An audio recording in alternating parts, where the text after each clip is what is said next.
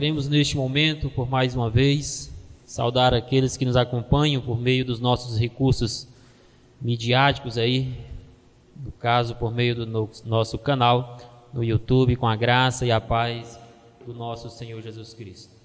Por um lado, é com alegria no coração que mais uma vez estamos aqui para realizarmos este culto num número super reduzido de pessoas, para auxiliar os irmãos a adorarem ao Senhor dos seus lares, para transmitir a pregação do Evangelho a outros que neste momento não podem estar no ajuntamento da igreja local. Nós nos alegramos porque em tempos de crise como este, o Senhor nos proporciona este recurso, este meio de proporcionar isto aos nossos irmãos e demais que nos acompanham. Mas por outro lado é sim com tristeza, com dor no coração, porque é de fato muito triste o olhar para os bancos, não ver a face dos irmãos, não ver alguns irmãos que já têm ali os seus lugares próprios, seus próprios bancos onde eles se assentam semana após semana, culto após culto. É triste estar aqui e não poder estar na companhia dos irmãos, não poder compartilhar mutuamente deste momento com os irmãos. Mas o nosso Deus, que é soberano, aprove que assim seja.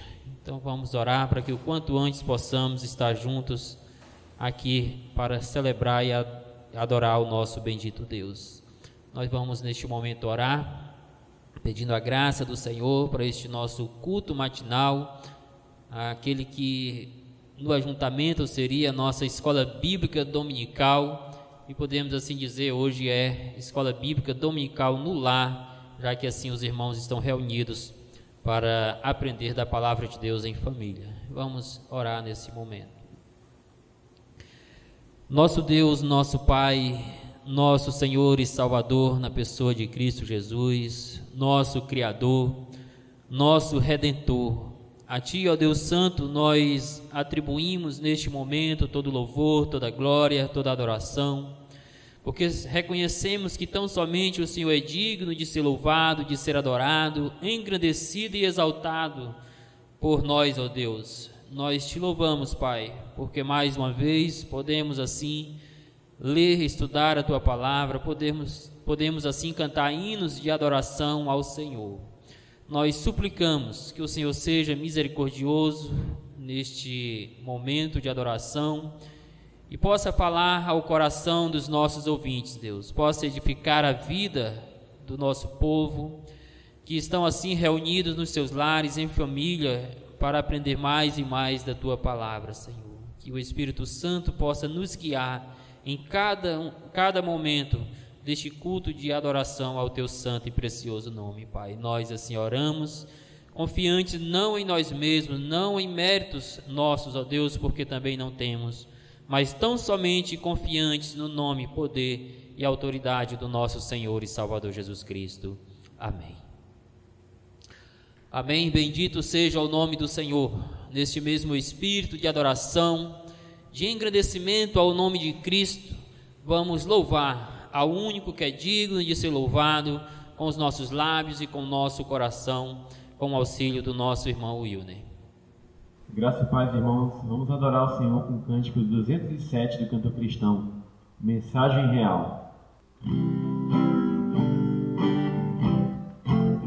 Sou forasteiro aqui, em terra estranha estou, do reino lá do céu, embaixador eu sou. Meu Rei e Salvador, vos manda em seu amor as boas novas de perdão.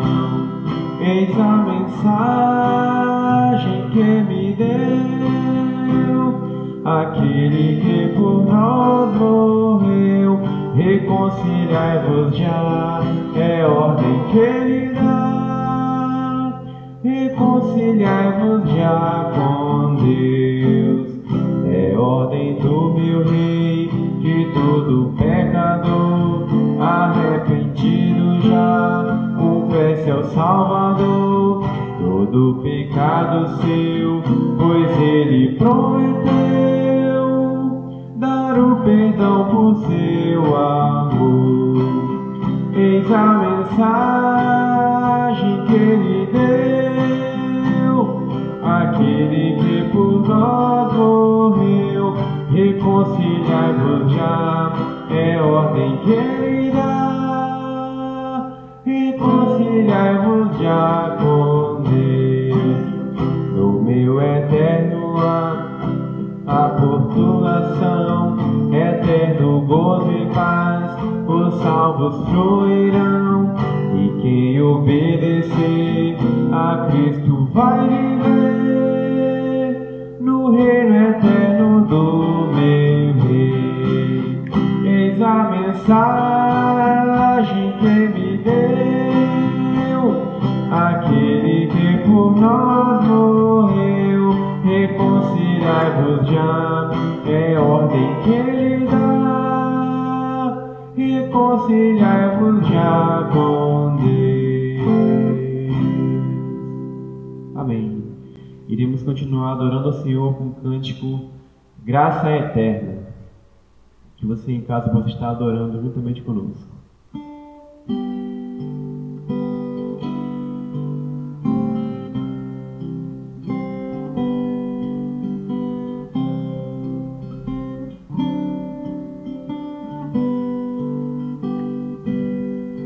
A graça eterna de Jesus, que veio me libertar,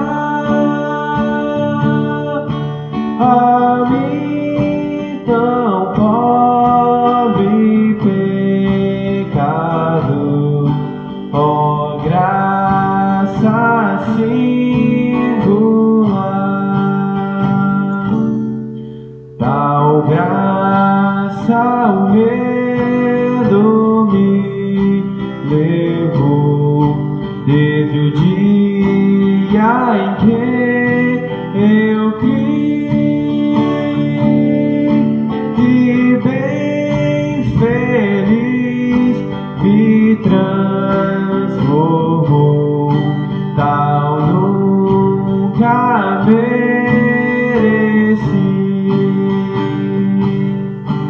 Perigos e horrores passarei na peregrinação, mas pela graça alcançarei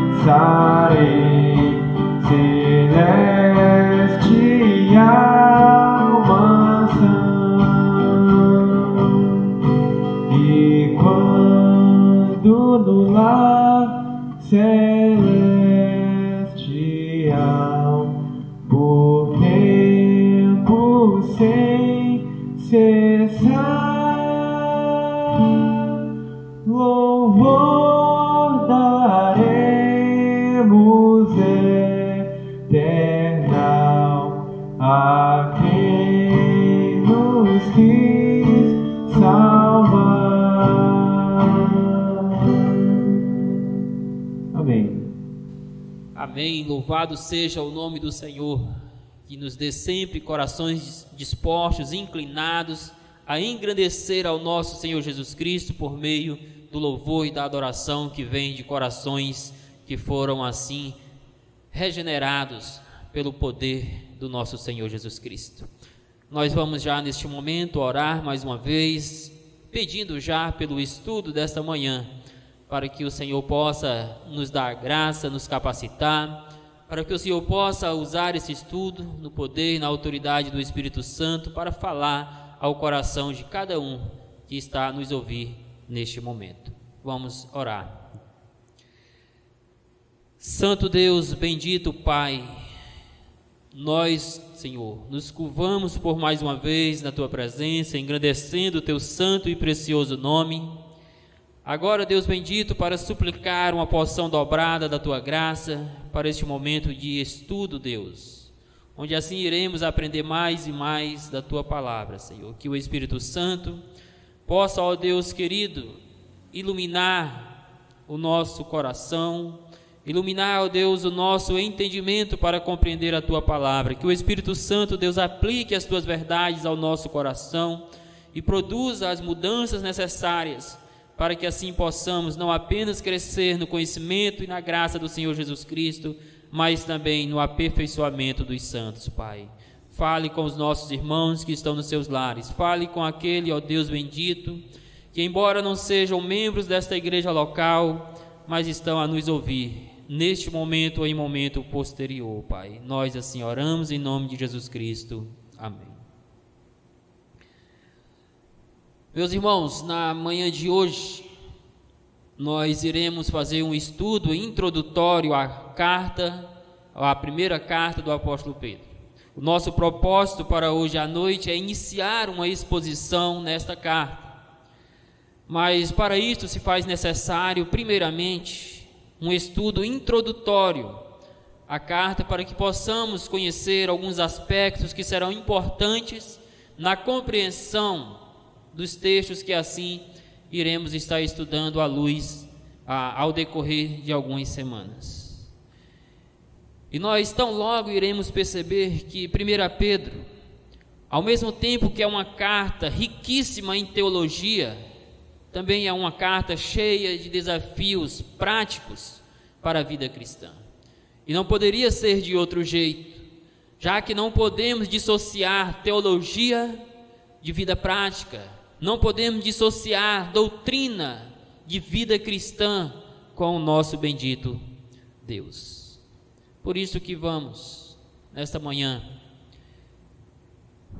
conhecer alguns aspectos introdutórios presentes nesta carta que vão nos auxiliar no entendimento da mesma. E para isso, nós vamos seguir a seguinte ordem. Iremos analisar o contexto geral da carta, como por exemplo, autor, data, destinatários, contexto específico da escrita. Iremos falar um pouco sobre algumas características próprias desta carta. Iremos ressaltar, tentar assim resumir em uma só frase aquilo que entendemos ser a ideia central da carta. Iremos assim abranger em uma só frase o assunto de toda a carta para facilitar a nossa compreensão da mesma. E por fim iremos concluir com algumas razões pelas quais nos fazem assim estudar a primeira carta do apóstolo Pedro. Eu queria para este momento ler com vocês o texto de 1 Pedro, apenas os versículos 1 e 2.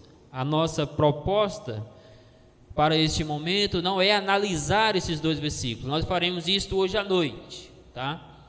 Iremos ler esses versículos porque eles são os versículos introdutórios à carta e à luz dele, embora não com análise deles em si, iremos fazer esta introdução à primeira carta do apóstolo Pedro. Leia comigo, 1 Pedro, capítulo 1, versículos 1 e 2.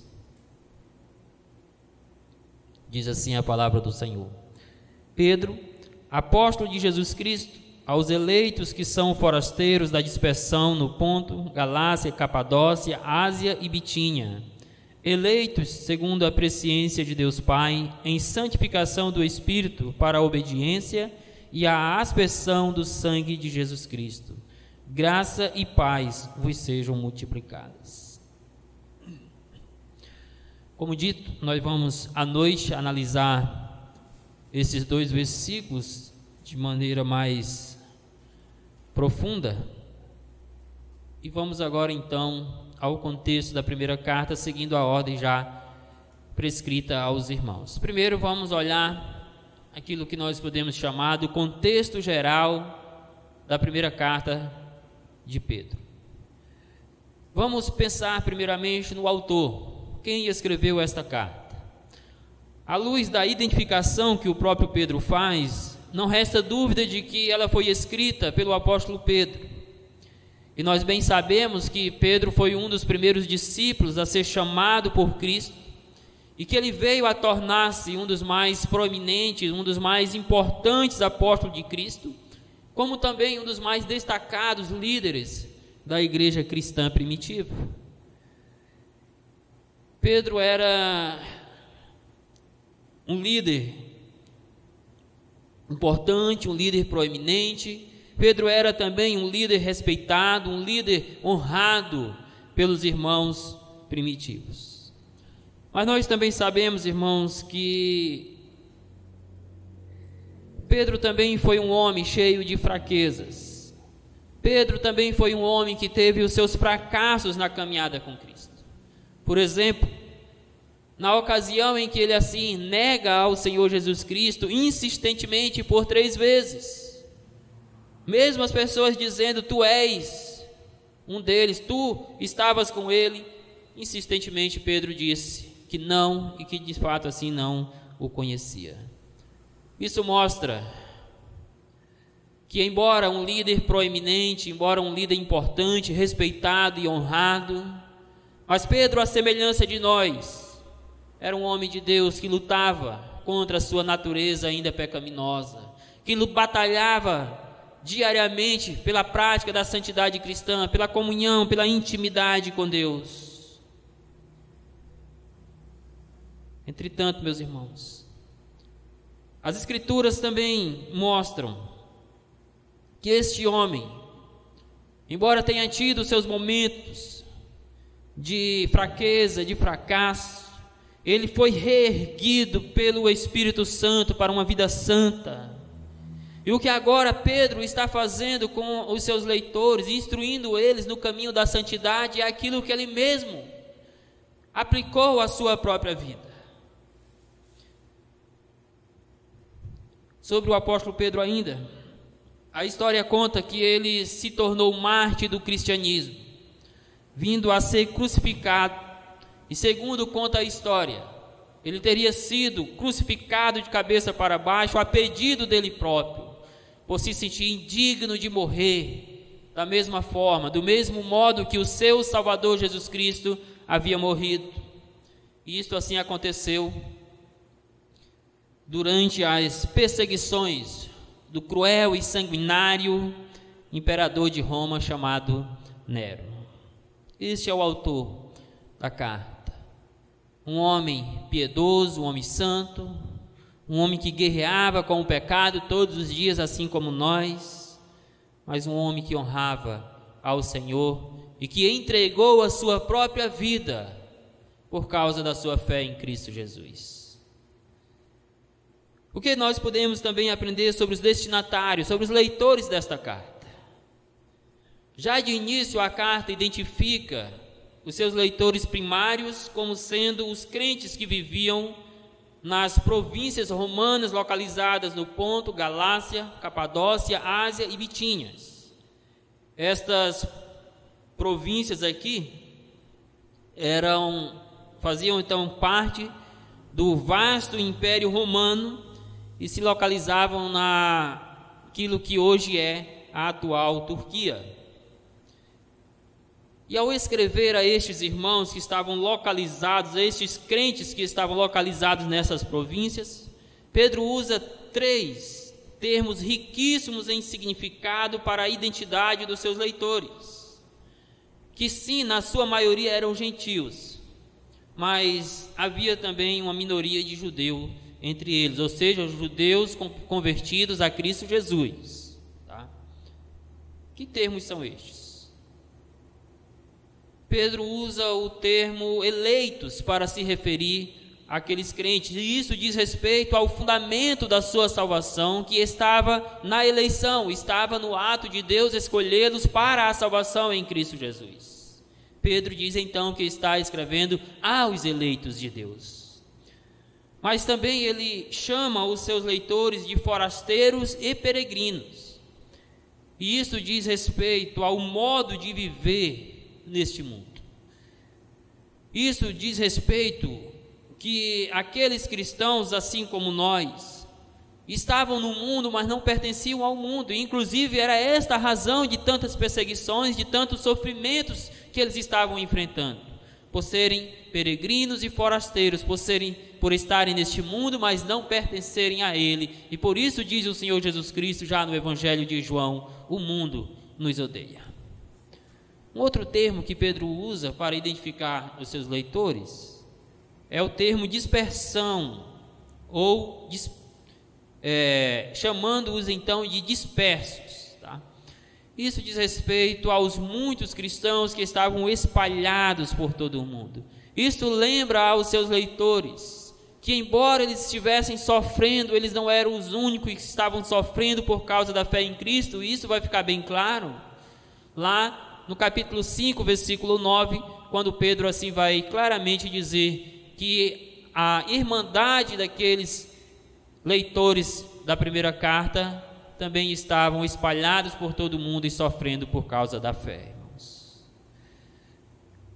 Ele usa estes termos riquíssimos em conteúdo, riquíssimos em prática, que reflete muito da vida cristã dos seus leitores, chamando-os de eleitos de Deus, peregrinos e forasteiros, e assim dizendo que eles estavam dispersos ou faziam parte da dispersão de um grupo maior de cristãos que estavam espalhados em todo o mundo. Conjuntamente, estes termos definem a identidade dos leitores da primeira carta do apóstolo Pedro. Estes são os destinatários da carta. E quanto ao local de escrita, o que nós podemos aprender sobre o local e a data de escrita desta carta? De acordo com o capítulo 5, versículo 13, Pedro afirma ter escrito a carta quando estava em Babilônia. Mas a pergunta é: a que se refere a Babilônia? Estaria Pedro se referindo de fato a uma cidade da época com o nome Babilônia? Possivelmente não, porque essa cidade não era tão habitável, era de pequena quantidade de moradores, e não há nenhum indício de que Pedro estava naquela cidade ao escrever esta carta. Então, quando ele diz: aquela que se encontra em Roma, também eleita, ou seja, a igreja vos sauda, como igualmente meu filho Marcos, esta Babilônia que Pedro se refere aqui, provavelmente, quase que certo, se refere à cidade de Roma. E ele estaria usando a expressão Babilônia para se referir a Roma por conta das muitas perseguições que já se faziam presentes aos cristãos por parte do Império Romano, por parte, por exemplo, de Nero. Irmãos, Pedro está escrevendo essa carta debaixo de muito sofrimento também, debaixo de perseguições. Então, o que ele está exortando aqueles irmãos é algo que ele estava experimentando na prática: o sofrimento por causa da fé em Cristo Jesus e a postura santa, piedosa que o crente deve ter diante do sofrimento. Mas certamente os seus leitores compreendiam muito bem, saberiam assim fazer a devida associação do nome Babilônia à cidade de Roma, na qual Pedro estava aqui juntamente com Marcos, segundo diz ele.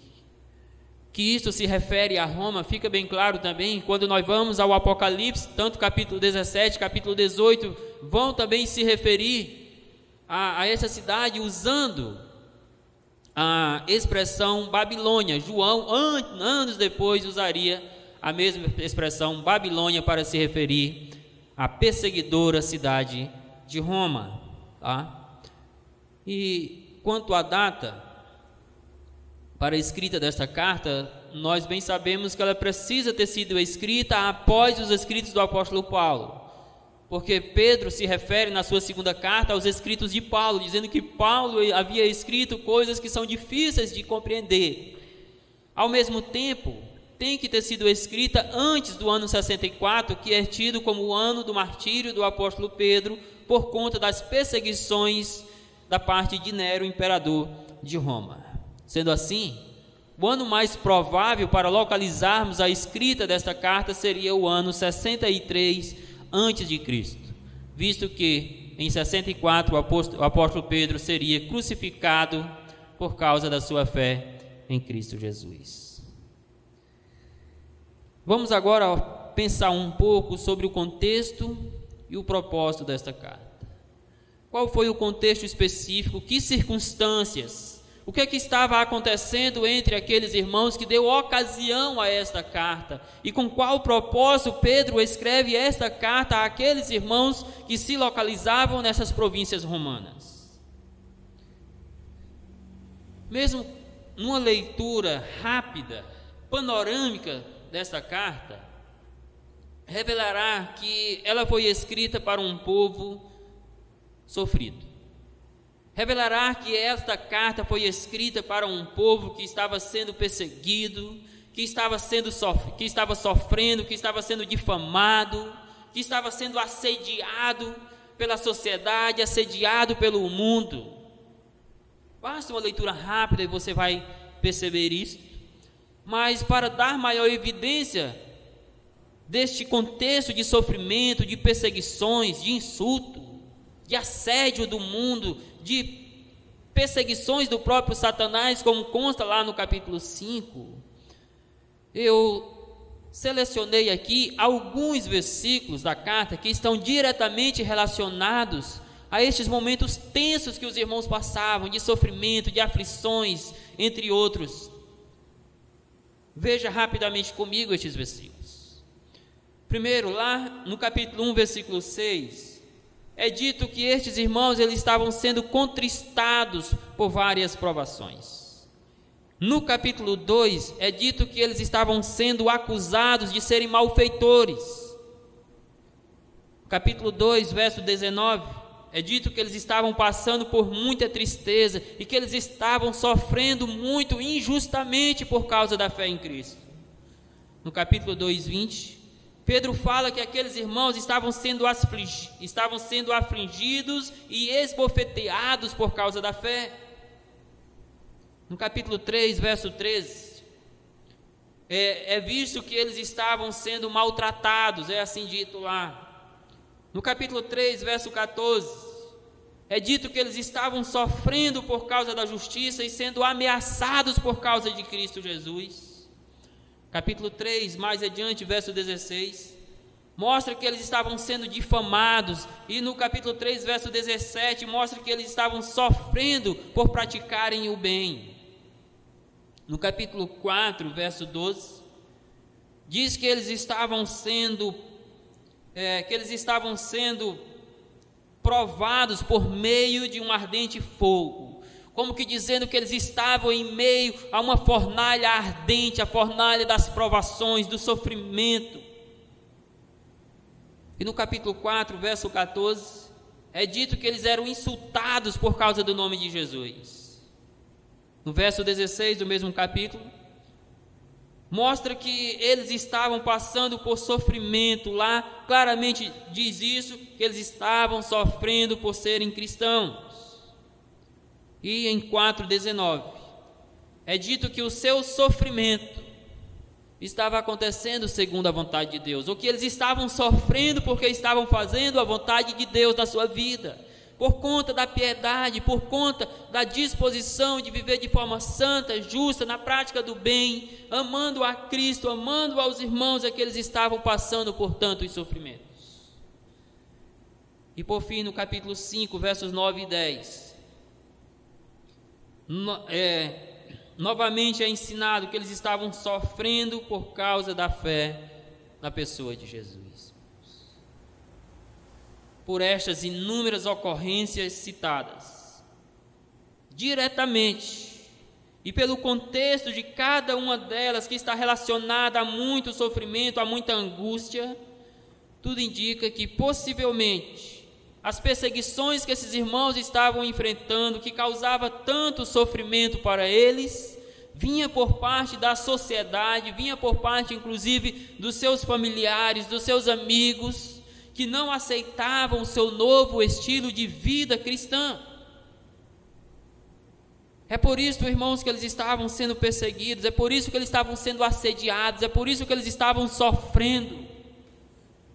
perseguições por parte da sociedade, certamente por parte de familiares, por parte de amigos que não se conformavam que eles assim houvessem saído dentre eles daquele mundo de devassidão, não se conformavam que eles tivessem saído daquele mundo de pecado, daquele mundo de imoralidade para viver a fé em Cristo Jesus. Por isso eles os perseguiam. Eles não aceitavam a fé destes irmãos, e eles não aceitavam que esses irmãos vivessem de forma tão piedosa em Cristo Jesus.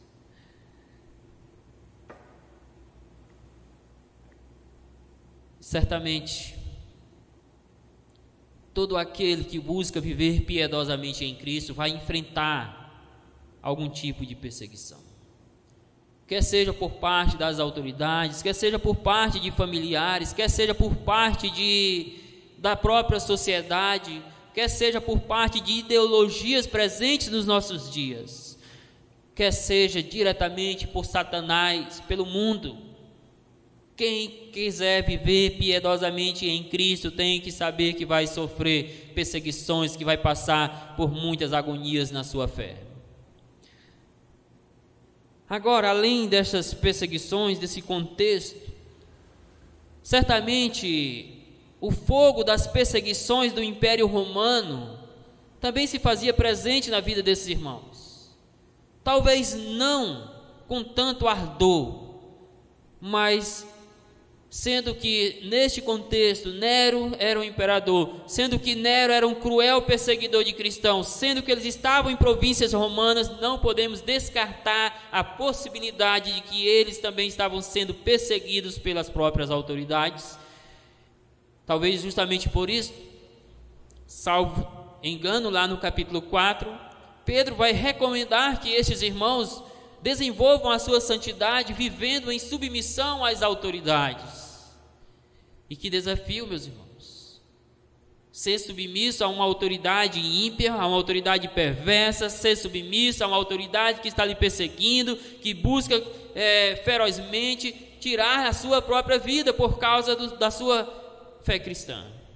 Mas é isso que Pedro recomenda aos seus leitores, é isso que ele recomenda a nós. Pedro nos ensina, por meio desta carta, que aquele que quiser viver piedosamente em Cristo há de ser perseguido. E para encorajar os seus leitores, para encorajar também a nós diante de tantas hostilidades, é que Pedro usa duas expressões importantíssimas para aquele contexto que ele escreve. Ele diz então que aqueles irmãos, eles são peregrinos, eles são forasteiros neste mundo, lembrando-lhes que a sua morada não é neste mundo, que eles estavam neste mundo, que eles estavam sofrendo, mas que a sua morada não é neste mundo, que eles não pertenciam a este mundo, e era justamente por isso que o mundo hostilizava a sua fé em Jesus. Além disso, ele encoraja os seus irmãos, afirmando que outros irmãos em Cristo estavam espalhados no mundo afora e que estes irmãos também enfrentavam sofrimento por razões iguais, ou seja, por professarem a fé em Jesus Cristo e por estarem vivendo piedosamente esta fé. Ainda hoje nós sabemos quantas perseguições há para o cristianismo. Nós vivemos em um país de liberdade religiosa, mas temos as próprias perseguições sobre a nossa fé. Mas há outros países que não desfrutam dessa liberdade religiosa, que literalmente são perseguidos por causa da fé em Jesus. Irmãos, para estes, mais do que para qualquer outro, é importante saber que nós estamos no mundo, mas não somos do mundo. Que estamos no mundo, mas somos apenas peregrinos e forasteiros, e nós vamos ver hoje à noite o que isso significa na prática para o cristão. Assim, sem dúvida alguma, Pedro escreve para um grupo de cristãos que vivem em um ambiente altamente agressivo para a fé, e nisto o seu propósito pode ser definido da seguinte maneira: ele escreve para exortar, de encorajar os seus leitores a enfrentarem o sofrimento com paciência, santidade e esperança, sabendo que eles não pertencem a este mundo e tendo como exemplo supremo o próprio Senhor Jesus Cristo, que sofreu injustamente para fazer a vontade de Deus. Pedro escreve àqueles irmãos para encorajá-los a viver desta forma. Vamos agora olhar algumas características presentes nesta carta. E eu confesso que há muitas características nesta carta que saltam aos nossos olhos, mas eu tive que selecionar algumas para que, por conta do nosso tempo, não venhamos nos estender demais. A primeira característica desta carta é que ela é uma carta trinitariana. Ou seja, ela é uma carta com destaque e ênfase na Trindade. A carta fala tanto da ação conjunta da Trindade da salvação, quanto dos papéis distintos de cada membro dessa Trindade. Nós vamos ver também isso hoje à noite. Por exemplo, Deus na carta, além de ser apresentado como aquele que escolhe o pecador para a salvação, também é apresentado como um pai amoroso que cuida dos seus filhos em meio ao sofrimento. Jesus Cristo é apresentado não apenas como aquele que pagou pelos nossos pecados, mas também como aquele que intercede por nós, como aquele que se tornou modelo do que é sofrer injustamente por causa da vontade de Deus.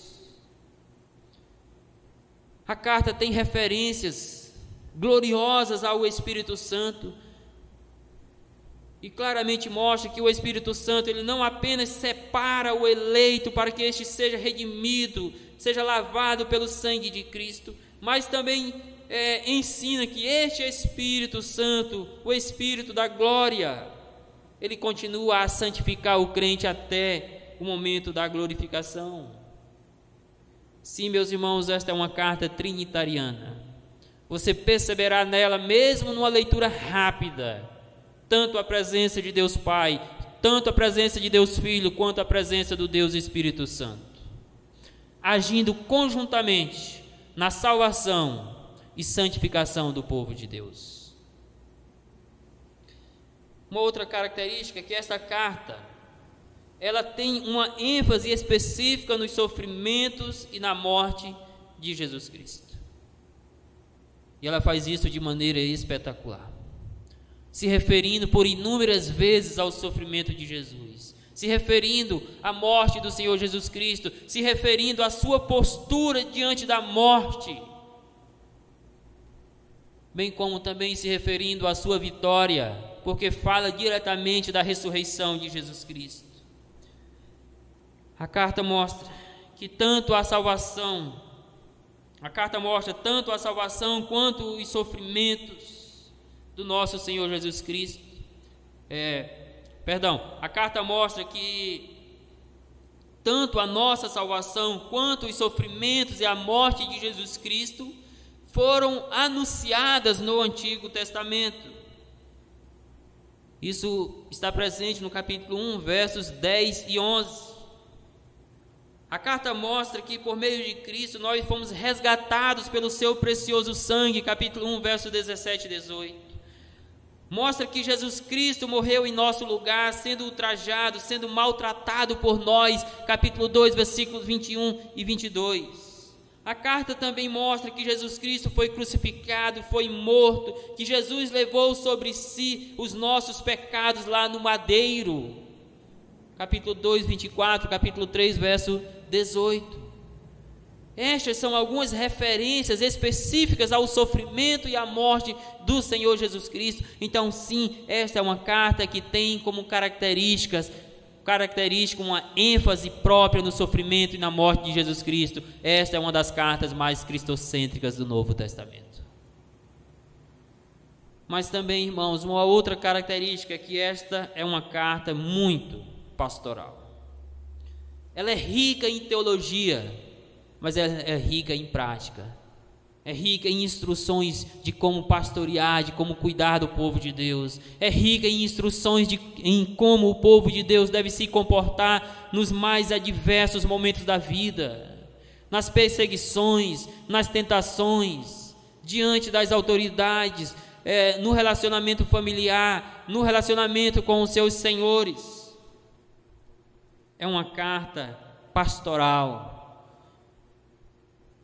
Por exemplo, essa carta ela revela o coração amoroso e preocupado do apóstolo Pedro com o bem-estar do povo de Deus.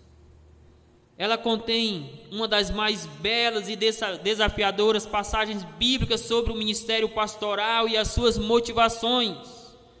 Isso lá no capítulo 5, versículo 13, quando Pedro vai se colocar como presbítero entre outros presbíteros, e ali ele vai então destacar como que esses presbíteros devem pastorear a igreja de Deus, com que motivações eles devem fazer isto, cuidando do rebanho do Senhor com todo amor, com toda dedicação, não por interesses.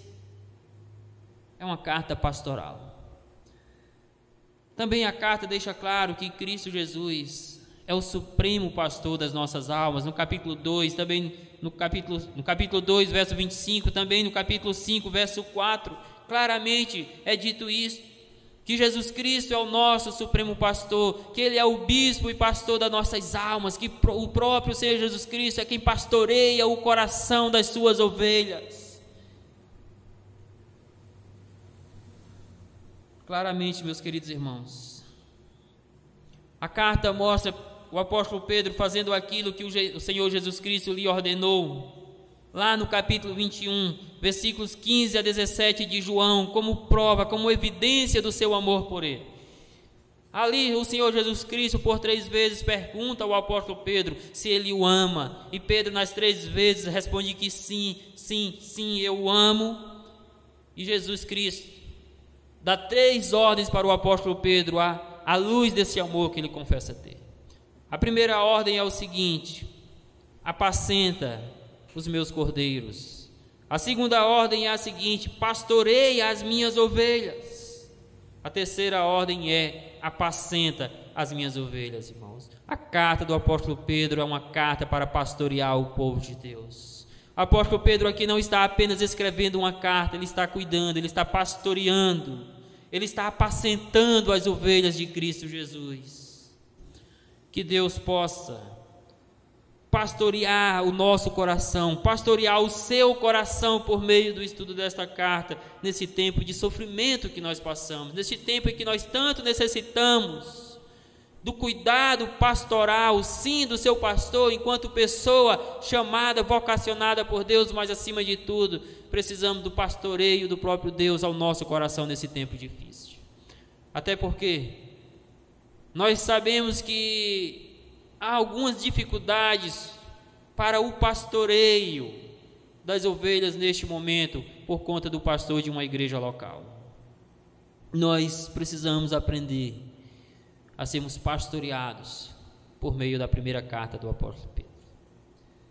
Uma outra característica é que esta carta ela tem uma ênfase na santidade do crente.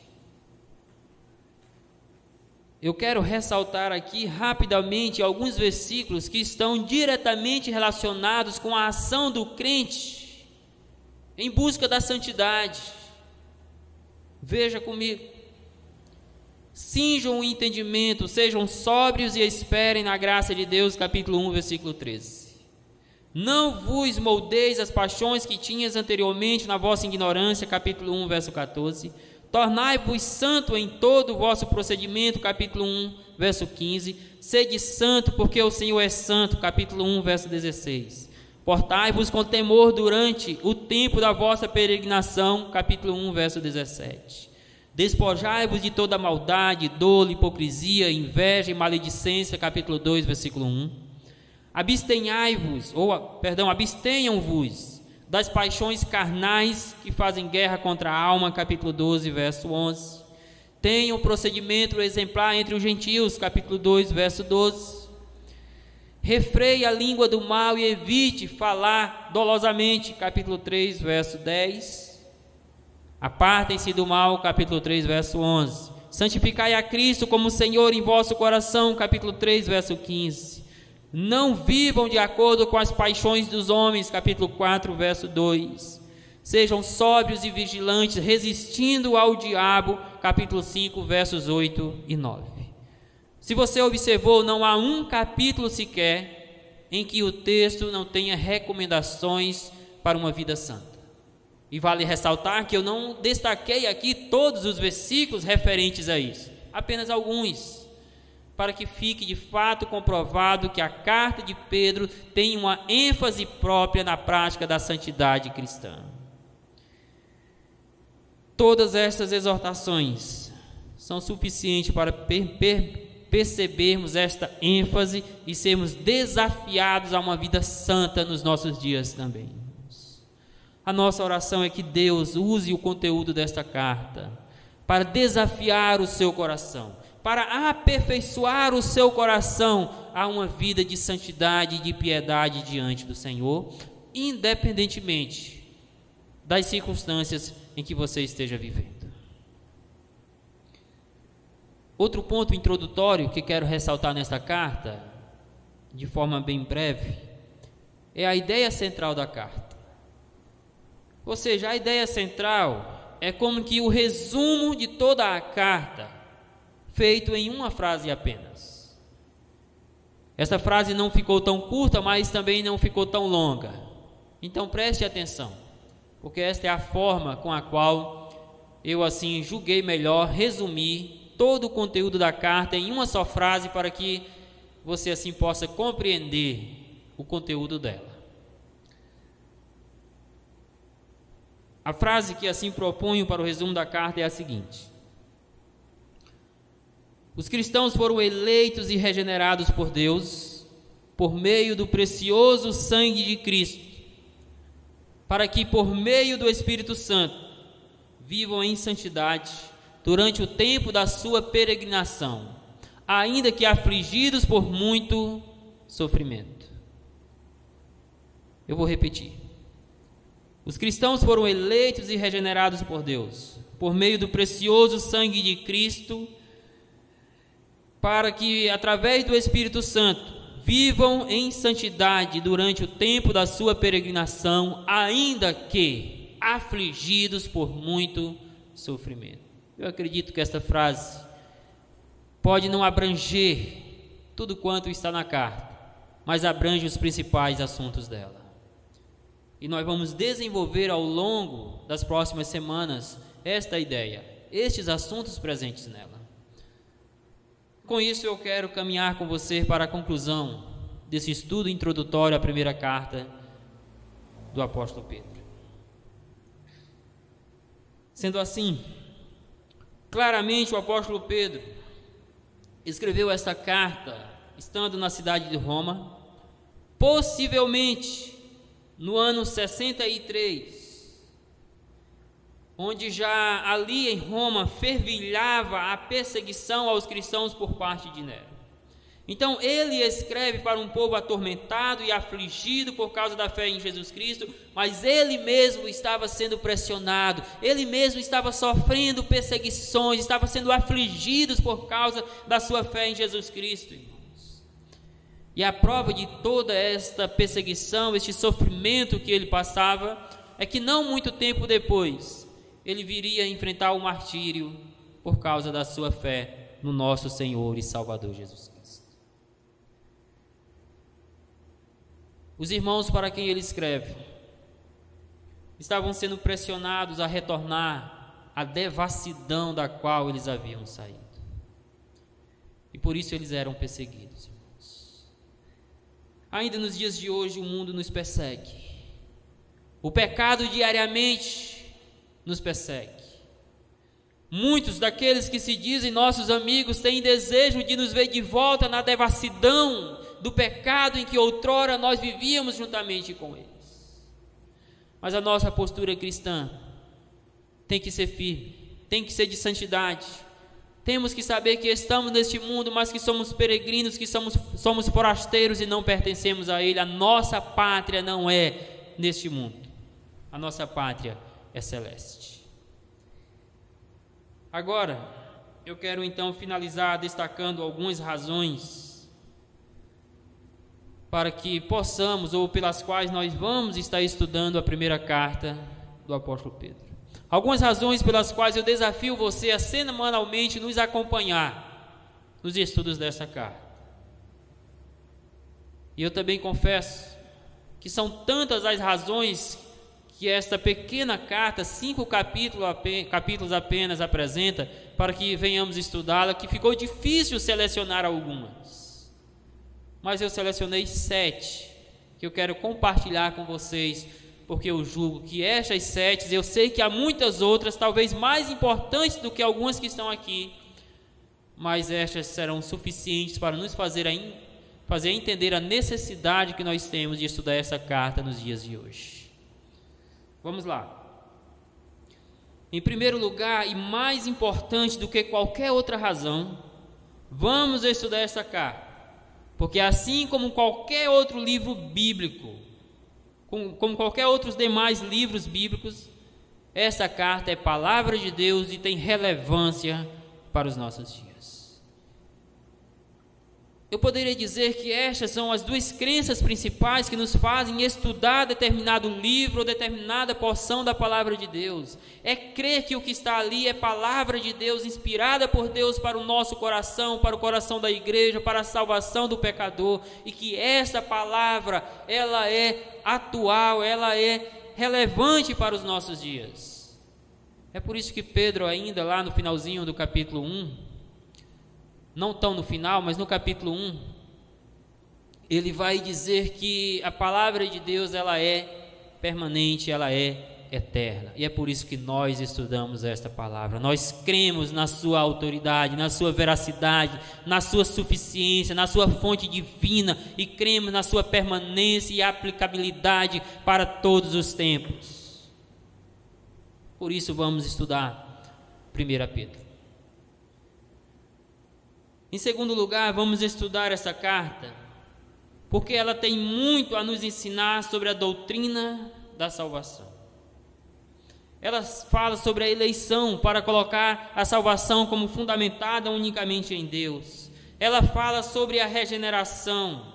Ela fala, meus irmãos, sobre a redenção, quando no capítulo 1 afirma que nós fomos resgatados por Cristo Jesus. Ela fala sobre a ressurreição de Jesus Cristo dentre os mortos, que é a nossa vitória, que é o fundamento da nossa fé, porque Paulo ensinou que se Cristo não ressuscitou, é vã a nossa fé e é vã a pregação do Evangelho. Então vamos estudar 1 Pedro, porque esta carta vai ter muito a nos ensinar sobre a doutrina da salvação em Cristo Jesus.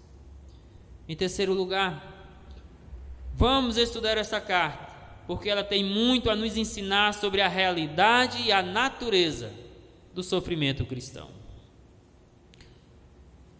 Nós já vimos que ela foi escrita num contexto de aflição, num contexto de perseguição e de muito sofrimento por causa da fé em Cristo. E é por isso que ela tem muito a nos ensinar, tanto sobre a realidade, sobre a existência do sofrimento. A pergunta não é se vamos sofrer, a pergunta é quando nós vamos sofrer. Esta é a pergunta, porque a carta deixa certo que o crente passa por sofrimento. E nela nós aprenderemos que o sofrimento cristão, ele não pode ser decorrente de pecados. Ainda que o crente sofra, ele tem que sofrer em razão da sua fé, em razão da sua piedade, da sua santidade, da sua rejeição aos valores, aos princípios do mundo e ao próprio pecado. Vai nos ensinar que os cristãos, que os sofrimentos são apenas provações para a nossa fé em Jesus. Também vai nos ensinar que os sofrimentos, eles são breves. Estamos contristados por um breve tempo, diz o texto. Vai nos ensinar, meus irmãos, que os sofrimentos não podem tirar o brilho da alegria cristã. Por isso, há recomendações específicas: exultai, alegrai-vos, sois bem-aventurados, porque vocês estão sofrendo pelo nome de Jesus. Também essa carta vai nos ensinar a como glorificar a Deus em meio do sofrimento. Então sim, vamos estudar essa carta, porque ela tem muito a nos ensinar sobre o sofrimento cristão. Mas em quarto lugar, vamos estudar essa carta, porque ela tem muito a nos ensinar sobre a alegria cristã. Se você ler atentamente a carta, você vai perceber que quase que sempre, depois de alguma referência ao sofrimento, vem uma palavra de incentivo, falando a respeito da alegria, falando a respeito do regozijo, da exultação que o crente precisa ter diante do sofrimento. A carta usa termos como exultai, alegria indizível, alegria cheia de glória, alegrai-vos exultando e bem-aventurados, para se referir ao tipo de alegria que o crente tem na pessoa de Jesus Cristo, para mostrar que a alegria do crente não pode ser apagada pelo fogo do sofrimento. Porque, meus irmãos, e isso nós vamos aprender, a alegria cristã, ela não é circunstancial, ela não depende de pessoas, não depende de momentos, de circunstâncias, porque a nossa alegria está em Jesus Cristo. Em quinto lugar, vamos estudar essa carta, porque ela tem muito mesmo a nos ensinar sobre a natureza da igreja de Cristo. Nós vemos claramente na carta que a igreja é raça eleita de Deus, que a igreja é sacerdócio real, que a igreja é nação santa, que a igreja é povo de propriedade exclusiva de Deus, que a igreja passa por tribulações, que a igreja está no mundo, mas não pertence a ele. São alguns dos ensinos a respeito da igreja. Então, sim, 1 Pedro também tem muito a nos ensinar a respeito da natureza da igreja de Deus. Em sexto lugar, vamos estudar esta carta, porque ela tem muito a nos ensinar sobre a necessidade e desafios da santidade cristã. Nós já vimos que a santidade é uma das características primordiais dessa carta, e é por isso que ela tem muito a nos ensinar sobre este assunto.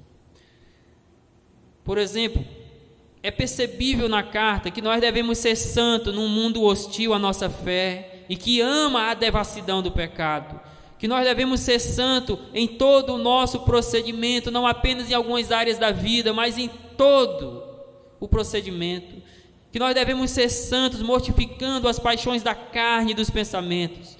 Veremos que devemos ser santos entre os gentios, ou seja, os incrédulos, que nós devemos ser santos sendo vigilantes e resistindo firmemente ao diabo.